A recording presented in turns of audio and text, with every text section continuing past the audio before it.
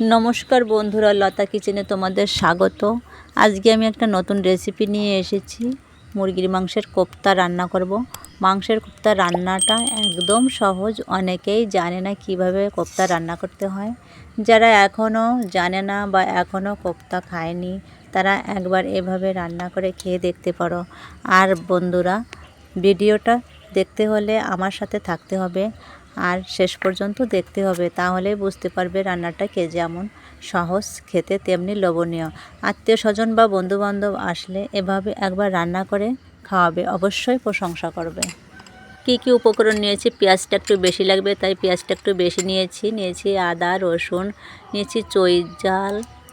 তোমরা অনেকে কি বলো জানি না, আমি চৈজাল বলি। আর নিয়েছি জায়ফল আর বড় এলাচ দুটো নিয়েছি।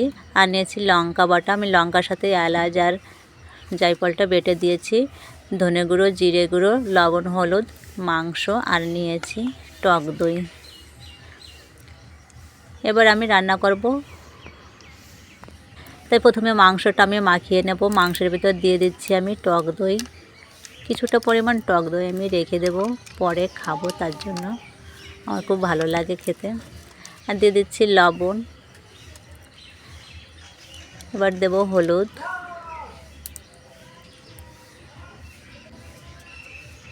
জিরে গুঁড়ো, ধনে গুঁড়ো, আদা রসুন বাটা, সবগুলো আমি দিয়ে দিচ্ছি।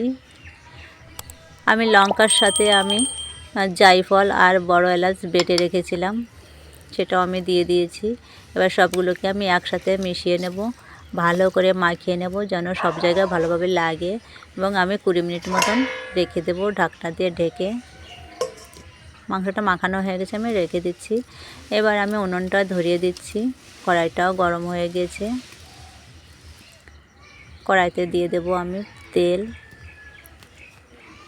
কোপ্তা রান্না করার জন্য সবথেকে সর্ষের তেলটাই ভালো হয়, তো আমি তেল দিয়েছি। তোমরা চাইলে ঘিও দিয়ে রান্না করতে পারো। দিয়েছি কিছু গরম মশলা, শুকনো লঙ্কা, তেজপাতা, আর দেব গোটা জিরে। আমি সামান্য একটু নেড়ে চেড়ে নিচ্ছি।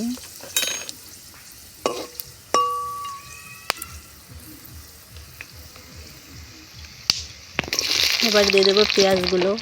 সব পেঁয়াজগুলো আমি একসাথে ভেজে নেব।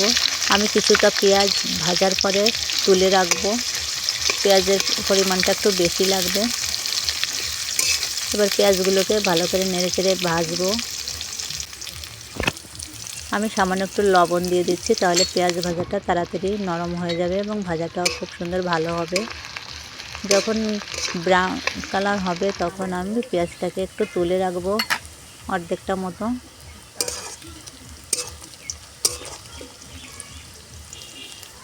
কিছুটা পেঁয়াজ আমি তুলে রেখেছি, আর যেটা কড়াইতে থাকবে সেটা দিয়ে মাংসের ভিতর দিয়ে দেব, আর তুলে রাখাটা আমি পরে দেব।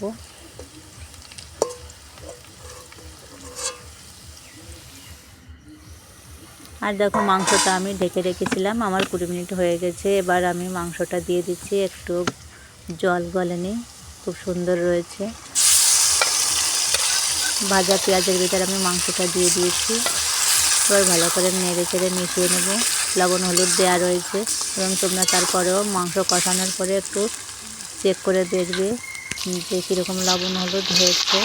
কালারটা একটু কম হয়ে গেলে একটু হলুদ দিয়ে দেবে, আর লবণটা কম হয়ে গেলে একটু লবণ দিয়ে দেবে।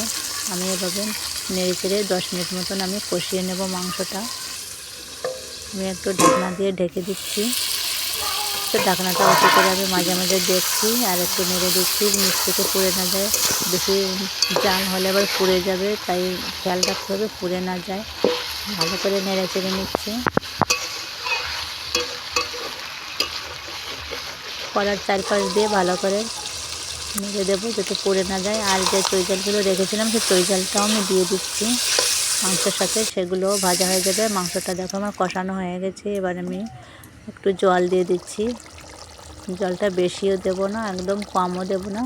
মাংসটা একটু নরম হবে এবং সিদ্ধ হবে, তার জন্য পরিমাণ মতন দিয়ে দিচ্ছি। এবার দিয়ে দিচ্ছি একটু গরম মশলার গুঁড়ো, প্রায় 20 মিনিট মতন জাল দিয়ে দিয়েছি।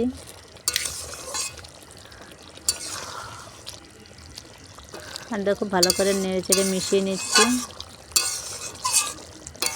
মাংসটা আমার রেডি হয়ে গেছে, এবার আমি নামিয়ে নেব।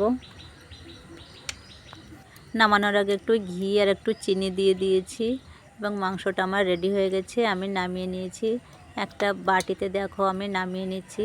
মাংসটা দেখতে একদম লোভনীয় হয়েছে, খুব সুন্দর হয়েছে। আর এবার পেঁয়াজগুলোকে উপর দিয়ে আমি একটু ছড়িয়ে দিচ্ছি। এভাবেই রান্না করতে হয় মাংসের কোপ্তা। তোমরা বাড়িতে বসে এভাবেই রান্না করবে এবং খেয়ে দেখবে, খুব ভালো লাগে। আমার তো খুব ভালো লাগে, তোমরাও একবার এভাবে রান্না করে খেয়ে দেখবে। আর আমার ভিডিওটা কেমন লাগলো জানাবে। ভালো থেকো, সুস্থ থেকো। আজকের মতো এ পর্যন্তই।